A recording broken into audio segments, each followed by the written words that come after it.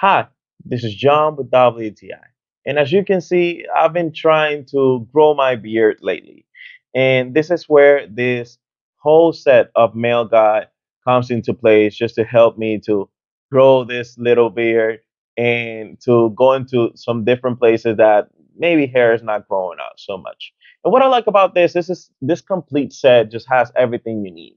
It comes out with two beard oils that has all these natural oils that could be helpful for you to expand and to create more hair and to promote hair growth. In my case, this has this derma roller that what it does that once you apply it to your face, obviously disinfect it first, it's going to open the pores of your face, and then you can apply the whole oil that it comes here, the two little bottles. It comes with a beard balm that is gonna soothe the whole area. Sometimes it get a little bit itchy, and what I do in my case is I apply this.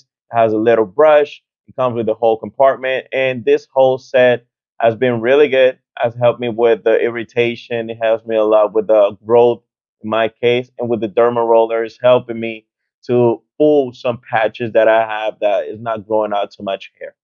So this was John with WTI. That was my point of view.